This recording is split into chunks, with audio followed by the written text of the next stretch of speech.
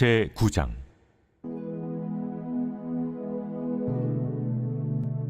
이스라엘아, 너는 이방 사람처럼 기뻐 뛰놀지 말라. 내가 음행하여 내 하나님을 떠나고 각 타작마당에서 음행의 값을 좋아하였느니라. 타작마당이나 술틀이 그들을 기르지 못할 것이며 새 포도주도 떨어질 것이요, 그들은 여호와의 땅에 거주하지 못하며 에브라임은 애굽으로 다시 가고 아수르에서 더러운 것을 먹을 것이니라. 그들은 여호와께 포도주를 부어드리지 못하며 여호와께서 기뻐하시는 바도 되지 못할 것이라. 그들의 재물은 애곡하는 자의 떡과 같아서 그것을 먹는 자는 더러워지나니 그들의 떡은 자기의 먹기에만 소용될 뿐이라 여호와의 집에 드릴 것이 아님이니라. 너희는 명절날과 여호와의 절기의 날에 무엇을 하겠느냐? 보라, 그들이 멸망을 피하여 갈지라도 애굽은 그들을 모으고 노브는 그들을 장사하리니 그들의 은은 귀한 것이나 찔레가 덮을 것이요, 그들의 장막 안에는 가시덩굴이 퍼지리라. 형벌의 날이 이르렀고 보응의 날이 온 것을 이스라엘이 알지라. 선지자가 어리석었고 신에 감동하는 자가 미쳤나니 이는 내 죄악이 많고 내 원한이 큼이니라. 에브라임은 나의 하나님과 함께한 파수꾼이며 선지자는 모든 길에 친 새 잡는 자의 그물과 같고 그의 하나님의 전에는 원한이 있도다. 그들은 기브아의 시대와 같이 심히 부패한지라. 여호와께서 그 악을 기억하시고 그 죄를 벌하시리라. 옛적에 내가 이스라엘을 만나기를 광야에서 포도를 만남같이 하였으며 너희 조상들을 보기를 무화과 나무에서 처음 맺힌 첫 열매를 봄같이 하였거늘 그들이 바알 부올에 가서 부끄러운 우상에게 몸을 들이므로 저희가 사랑하는 우상같이 가증하여졌도다. 에브라임의 영광이 새같이 날아가리니 해산하는 것이나 아이 베는 것이나 임신하는 것이 없으리라. 혹 그들이 자식을 기를지라도 내가 그 자식을 없애하여 한 사람도 남기지 아니할 것이라. 내가 그들을 떠나는 때에는 그들에게 화가 미치리로다. 내가 보건대 에브라임은 아름다운 곳에 심긴 두로와 같으나 그 자식들을 살인한 자에게로 끌어내리로다. 여호와여, 그들에게 주소서. 무엇을 주시려 하나이까? 아이 베지 못하는 태와 젖없는 유방을 주시옵소서. 그들의 모든 악이 길갈에 있으므로 내가 거기에서 그들을 미워하였노라. 그들의 행위가 악함으로 내 집에서 그들을 쫓아내고 다시는 사랑하지 아니하리라. 그들의 지도자들은 다 반역한 자니라. 에브라임은 매를 맞아 그 뿌리가 말라 열매를 맺지 못하나니 비록 아이를 낳을지라도 내가 그 사랑하는 태의 열매를 죽이리라. 그들이 듣지 아니하므로 내 하나님이 그들을 버리시리니 그들이 여러 나라 가운데 떠도는 자가 되리라. 샬롬, 반갑습니다. 오늘도 큐티로 여는 기막힌 하루입니다. 오늘 나누는 말씀은 호세아 9장 1절에서 17절 말씀으로 형벌과 보응의 날이라는 제목으로 말씀을 나누려고 합니다. 오늘 말씀은 추수하며 즐거워하는 이스라엘 백성에게 선포되는 말씀인데요. 그 내용으로 우리가 첫 번째 살펴볼 것은 기뻐 뛰놀지 말아야 하는 것입니다. 1절부터 4절에 이스라엘아, 너는 이방 사람처럼 기뻐 뛰놀지 말라. 내가 음행하여 내 하나님을 떠나고 각 타작마당에서 음행의 값을 좋아하였느니라. 타작마당이나 술틀이 그들을 기르지 못할 것이며 새 포도주도 떨어질 것이요, 그들은 여호와의 땅에 거주하지 못하며 에브라임은 애굽으로 다시 가고 아수르에서 더러운 것을 먹을 것이니라. 그들은 여호와께 포도주를 부어드리지 못하며 여호와께서 기뻐하시는 바도 되지 못할 것이라. 그들의 재물은 애곡하는 자의 떡과 같아서 그것을 먹는 자는 더러워지나니 그들의 떡은 자기의 먹기에만 소용될 뿐 여호와의 집에 드릴 것이 아님이니라 라고 합니다. 이스라엘아, 너희 기뻐하지 말아라. 이방 백성들처럼 좋아 날뛰지 말라고 시작하는 1절은 추수 때 즐거워하는 사람들에게 흔히 사용했던 말을 뒤집어서 말하고 있습니다. 그러면서 앞으로 그들에게 흉년이 올 것을 경고합니다. 백성들은 함께 모여 풍성한 추석을 즐겼습니다. 그것은 자기 백성을 향한 하나님의 선물을 축하하는 기쁨의 시간이었습니다. 그 축하 와중에 호세아가 나타나 백성들에게 잔치를 취소할 것을 명령합니다.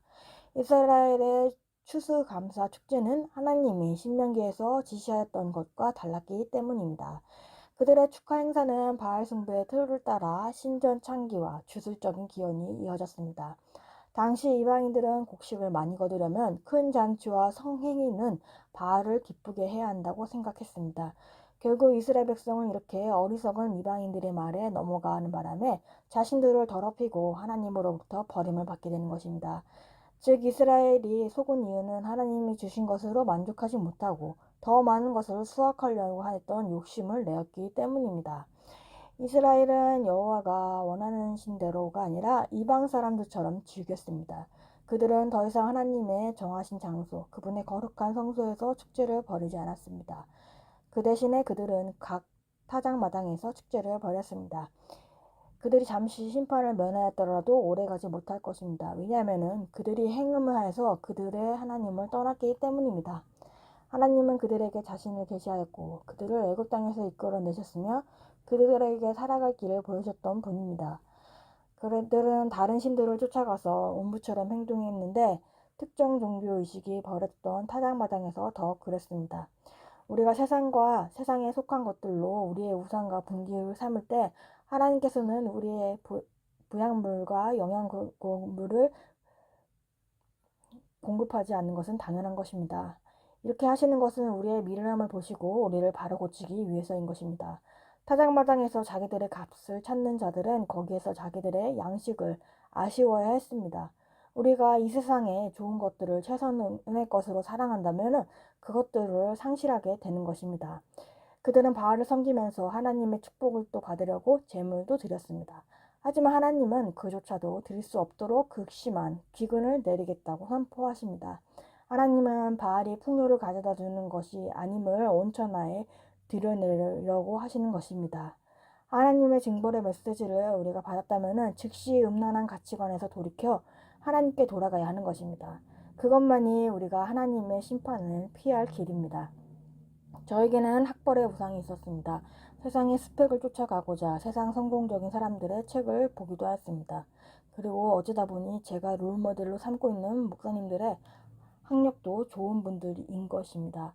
학력 때문에 롤모델을 삼는 건 아니지만은 학력이 좋은 분들이십니다. 제가 열등감으로 인한 학벌이 좋은 사람을 보면 먼저 호감이 가고 하였습니다. 그런데 구속사의 시각이 아니라 세상적인 시각으로 바라보는 것입니다. 학벌이 좋은 사람은 무조건 동경의 대상으로 바라보는 시각이 있었습니다. 제가 세상을 따르고자 하는 학벌의 우상이 있었던 것입니다. 그래서 하나님이 저에게는 학벌을 주시지 않았던 것 같습니다. 우리도 하나님의 악과 음란한 가치관에서 돌이켜 하나님께 돌아가야 합니다. 하나님께 돌아가는 것이 우리가 심판을 피할 길인 것입니다. 적용 질문으로는 내가 따르는 세상과 악과 음란은 무엇입니까? 세상 사람들처럼 하나님과 상관없는 삶을 살고 있지는 않습니까? 두 번째로는 에브라임의 파수꾼을 세우십니다. 7절과 8절에 형벌의 날이 이르렀고 보응의 날이 온 것을 이스라엘이 알지라. 선지자가 어리석었고 신에 감동하는 자가 미쳤나니 이는 내 제약이 많고 내 원함이 크니라. 에브라임은 나의 하나님과 함께 한 파수꾼이며 선지자는 모든 교회에서 친 새 잡는 자의 그물과 같고 그의 하나님의 전에 원한이 있도다 라고 합니다. 우리는 이렇게 즐겁게 뛰노는 이스라엘 사람들이 예언자의 말을 어떻게 받아들일지를 듣게 됩니다. 예언자는 그들이 자신에 대해서 말하는 것을 그대로 인용하는데요. 선지자가 어리석었고 신에 감동하는 자는 미쳤나니 라고 합니다. 예언자는 에브라임의 파수꾼입니다. 선지자의 가장 기본적인 의무는 다가오는 심판에 대한 경고음을 울려 많은 사람들이 회개하고 하나님께 돌아오게 하는 것입니다. 마치 망대 위에 올라가 먼 발치에서 먼지를 일으키고 오는 적들을 본 파수꾼이 자기 백성에게 대비하도록 경고음을 바라는 것처럼 하는 것입니다. 그러나 이스라엘 백성은 호세아를 멸시하며 마치 들짐승을 잡으려는 자들처럼 그를 잡으려고 들었습니다. 호세아는 그들이 기브아에 있던 사람들처럼 부패하였다고 말합니다. 기브아는 윤관자들과 살인자들이 있던 곳입니다. 오랫동안 사람들의 기억에 남아있던 곳입니다. 주님에게서 비롯된 파수꾼의 마지막 메시지는 너무도 분명합니다.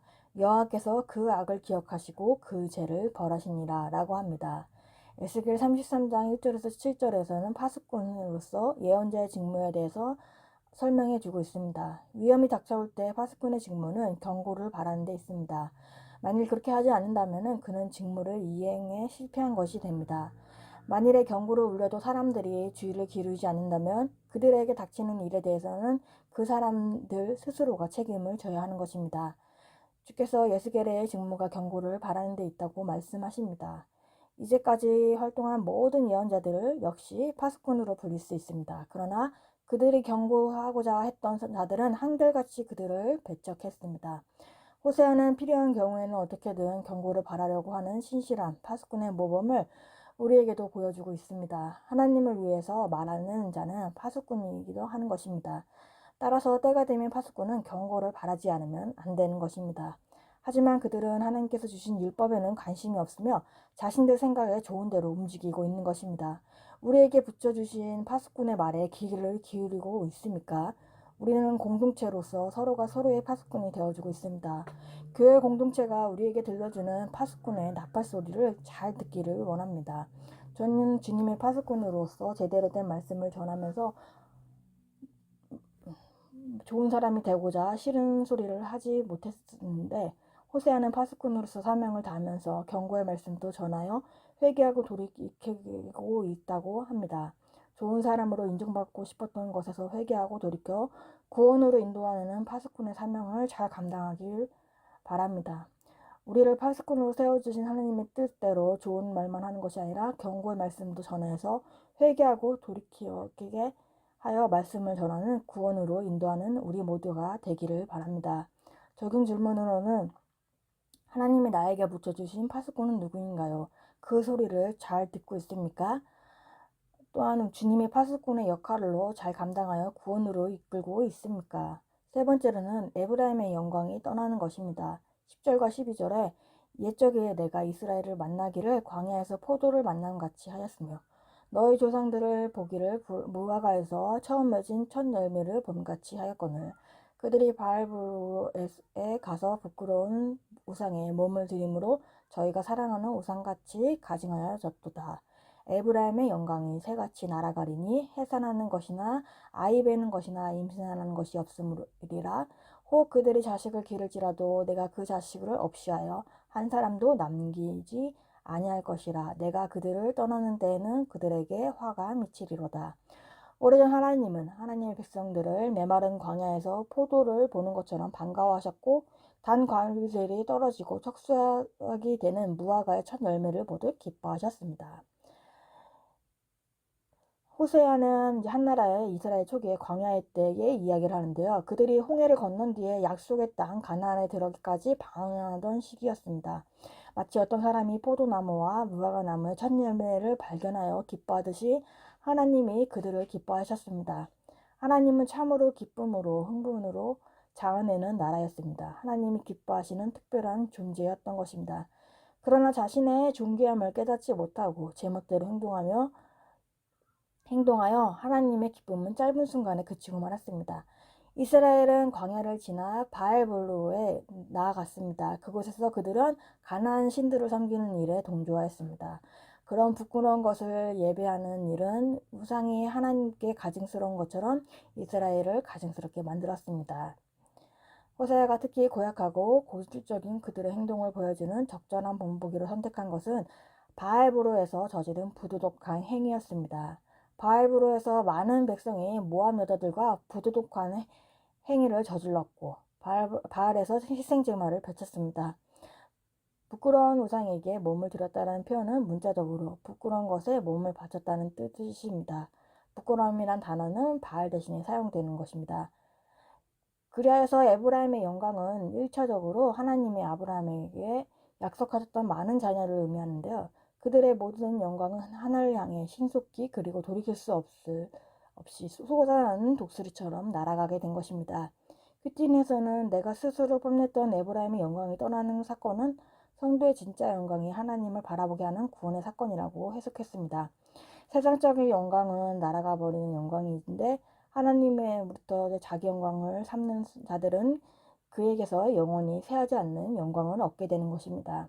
에브라임은 열매를 맺는 나무였습니다. 그러나 이제는 공격을 받아 날아가 버릴 것입니다. 그 뿌리는 마르고 과실을 맺지 못하게 되는 것입니다. 그리고 이제 아이가 해산하는 일도 아이를 베는 일도 잉태하는 일마저도 전혀 없을 것입니다. 아이가 태어난다고 하더라도 곧 죽고 말 것입니다. 이것은 아이의 출생 절대 없으리라는 말은 아니라 이것은 나라가 성장하지 못한다는 것을 표현하는 것입니다. 이스라엘은 바알이 자신들에게 건강하고 완성한 자녀들을 준 것이라고 주장하고 믿었습니다. 그러나 하나님께서 떠나시니 이스라엘이 잉태하지 못하는 것은 그들의 자녀는 하나님께서 주셨다는 사실을 강조하는 것입니다. 하나님이 계시지 않은 곳에서는 그 어떤 축복도 있을 수 없기 때문인 것입니다. 그래서 열매를 맺지 못하는 것입니다. 김석대 목사님은 부모가 자식을 사랑하는 방법은 부모가 성경적인 신앙을 가지고 이것을 자식들에게 물려주는 것입니다. 그렇지 않고 부모가 세상적인 복을 아무리 물려주어도 자식들은 하나님 앞에 결국 뿌리 없는 나무가 되어 말라 죽게 되는 것입니다. 하나님께서 이 세상에서 가장 귀하게 생각하시는 것은 성공이나 출세가 아니라 신앙의 열매라고 말을 하고 있습니다. 그래서 우리들도 자식들에게 신앙의 열매를 물려주는 사람들이 되어야 됩니다. 그들은 듣지 아니하므로 버리시니 그들이 여러 나라 가운데서 떠도는 자가 되는 것입니다. 이스라엘은 이후 여러 나라를 떠돌게 되는 벌을 받습니다. 요한복음 15장 5절에 나는 포도나무여 너희는 가지라 그가 내 안에 내가 그 안에 거하면 사람이 열매를 많이 맺나니 나를 떠나서는 너희가 아무것도 할 수 없느니라 라고 합니다. 우리는 하나님을 떠나서는 아무것도 할 수 없는 존재입니다. 그러기에 하나님의 말씀을 잘 듣고 말씀대로 살아가는 우리들의 삶이 되어야 되는 것입니다. 우리의 악과 음란에서 돌이켜 회개하고 주님께 잘 붙어있어 열매 맺는 우리의 인생이 되어야 합니다. 적은 질문으로는 하나님의 자녀라는 것을 잊고 세상에서 잘 살려고 애쓰고 있지는 않습니까? 신앙의 열매를 전해서 열매 맺는 삶으로 살고는 있습니까? 5월 9일 보수선자입니다. 불신결혼을 하지 말아야 한다는 것에 타협이 없듯이 결혼 전 혼전 순결을 지키는 문제에도 타협이 있을 수 없습니다. 다 같이 기도하겠습니다. 하나님 아버지 감사합니다. 오늘도 말씀을 허락해 주심에 감사합니다. 학벌의 우상 숭배를 회개합니다. 스펙과 학벌로 사람을 보지 않고 구속사의 시각으로 사람을 보기로 합니다. 세상을 따라가면서 우리가 갖고 있는 악과 음란의 가치관에서 회개하고 돌이키기를 원합니다. 하나님과 상관없는 삶이 아니라 하나님과 상관 있는 삶을 살게 하여 주옵소서. 세상을 즐거워하느라 파수꾼의 말씀을 듣지 않고 우리의 옳은 대로 행했던 모습을 회개합니다. 교회 공동체의 나팔소리 같은 파수꾼의 말을 듣기 원하고 우리가 파수꾼이 되어서 영혼 구원을 인도하는 사명을 감당하기 원합니다. 하나님의 말씀을 듣지 않으니 우리의 영광이 날아가는 것이니 구원의 사건인 것을 깨닫게 하시고 세상의 영광이 아니라 영원한 하나님의 영광을 바라보기 원합니다. 신앙의 열매를 맺는 우리들의 삶이 되게 하여 주옵소서. 다음 세대들에게 위해서 기도합니다. 다음 세대들에게 주님의 복음이 들어가게 하시고 신앙의 열매를 전수하는 우리 모두가 되기를 원합니다. 오늘도 말씀으로 살아가게 하여 주옵시고 정말 주님의 은혜를 부어 주옵소서. 예수 그리스도의 이름으로 기도합니다. 아멘.